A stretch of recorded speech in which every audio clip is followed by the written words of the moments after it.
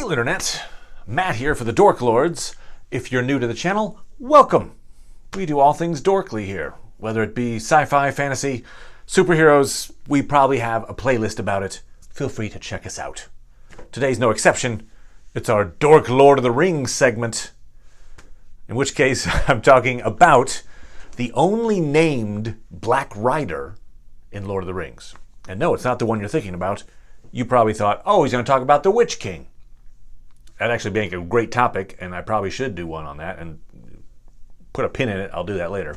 But no, the Witch King has a cool nickname, the Witch King of Angmar.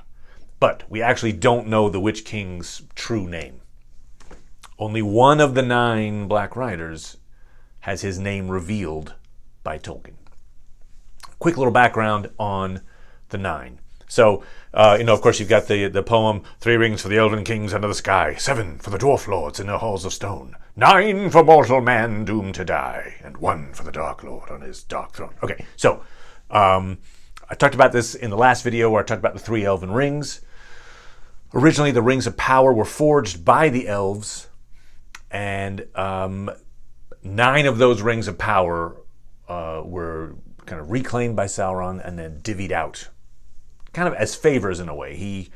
He chose humans of great power and stature, and tempted them with these rings of power.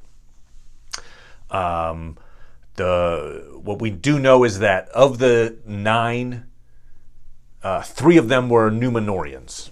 So similar to the men that say Isildur and Aragorn come from.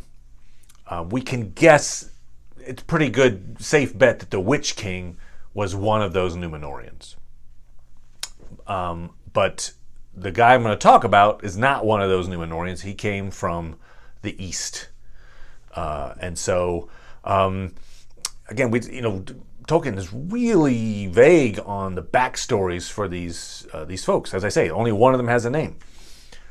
Just to avoid the suspense. The guy's name is Khamul the Easterling. Khamul is also known as the Shadow of the East. And he is considered the second in command of the Black Riders. Yeah, we know that they weren't all necessarily kings that Sauron gave the rings to. They were, I think he says, kings, warriors, and sorcerers. So there were just people that were probably well respected in their communities, perhaps kings, perhaps not.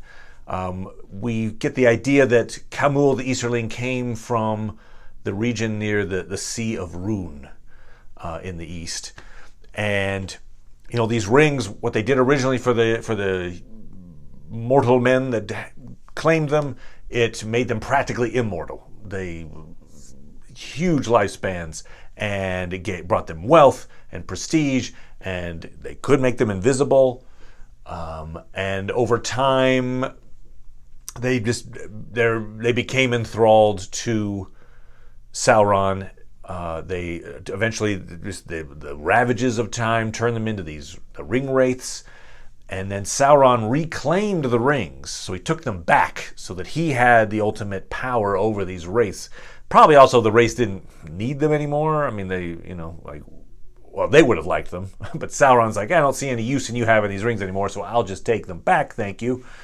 And so he used them as, a way to control these 9 ring wraiths. Ultimately, they were slave to the One Ring, but they were kind of slave to the One Ring by way of these 9 rings, if you can think of it that way. So he sends out the riders. This is in the 3rd age now. Well, the 2nd age is when they start becoming ring wraiths, and then it's in the 3rd age when obviously the War of the Ring happens, when we get the idea, oh, wait, the Shire, Baggins, let's go, riders, and find this ring for me. I had to look this up because I wasn't sure what would have happened if, say, Khamul or the Witch King, let's say on Weathertop, when the Witch King stabs Frodo, or as I'm about to tell you, Khamul was the guy that shows up in the Shire. It's like, Shire, Baggins, and talks to Farmer Maggot. What if he'd have gotten the ring? Like, it seems like if he was slave to it, then if he had it, it would have, maybe he would have like taken the ring for himself. But the writing seemed to be, there's in the Unfinished Tales, there's mention of it that suggests that their will was so enthralled to Sauron that claiming the rings for themselves wasn't even in their minds. They wouldn't. They were, and Sauron probably wouldn't have been that stupid. They're like, go get the ring. Oh, and then use it yourself. Great. So I think the idea was, if they had acquired the ring, they would have brought it back to Sauron. Keep in mind, also, like, for instance, when Sauron has the orcs going to find the rings, he doesn't tell them about the rings. He's like, there's a hobbit. His name's Baggins. Just bring him to me. No follow-up questions. For the ring race, they obviously knew about the presence of the ring and the One Ring and what it means. So they were in full knowledge of what they were after. And so, the implication is that finding the ring wouldn't have turned them into the new Dark Lord. In any case, so yes, it's Khamul who gets the job of going to the Shire first. So he talks to Farmer Maggot, finds out about Frodo. He's the one when the hobbits, scurry off the road, and there's the one Black Rider that comes along the path, stops, sniffs. He can smell, apparently, maybe the presence of the ring at that point. That's all Khamul the Easterling. So he comes really, really, really close to actually, acquiring the ring that early in the story. The story would have been very fast if he had achieved his mission. So good for us that he didn't. He's also the one at Buckleberry Ferry. So when the hobbits just narrowly managed to get on the ferry, and of course the water is something that the race can't cross. So that's also Khamul. Khamul is also one of the ones, obviously, that gets taken out at the ford at Rivendell. So anyway, he's kind of there for all the hits. Khamul the Easterling. So he is, the Witch King is ruling out of Angmar, obviously. Khamul is actually given charge of Dol Guldur. So that's his fortress, and he's the one that's running things there during the War of the Ring, striking out into Mirkwood, I think striking out at Lothlorien, or trying to, unsuccessfully. And then, obviously, so the Battle of Pelennor Fields happens, and Éowyn fulfills the prophecy and kills the Witch King. There's no man can kill the Witch King, but a woman can. And the Witch King is killed off. Khamul becomes leader of the Nazgul for 10 days.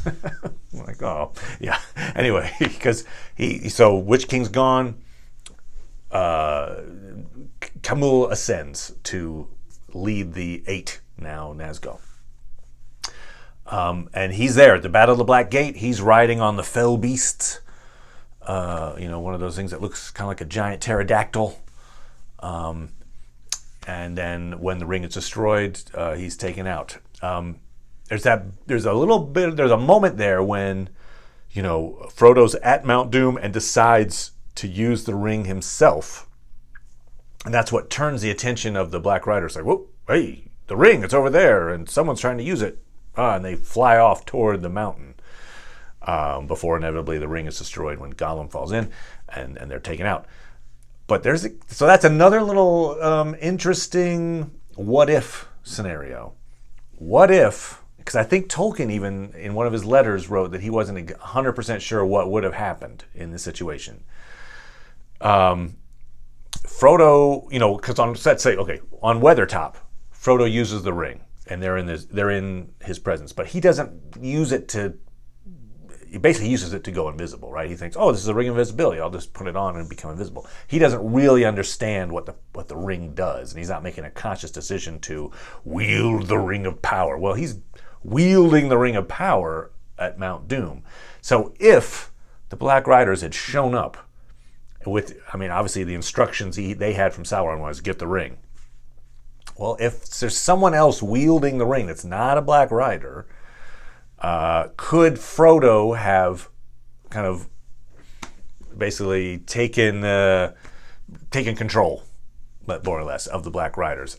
They would have had does not compute, must do Sauron, and you can.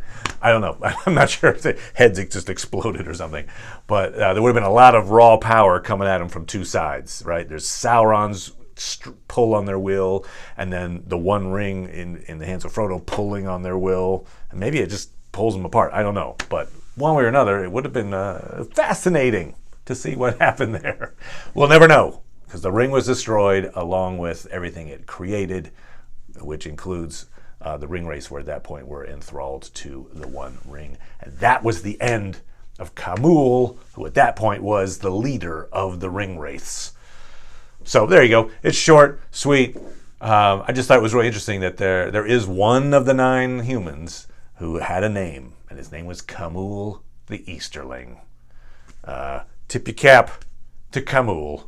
So anyway, if you have a thought for a little chat, a Lord of the Rings chat, put in the comments. I'd be happy to chat about a topic of your choosing. Thanks a lot, everybody. Don't forget to subscribe, and I will see you next time. Bye.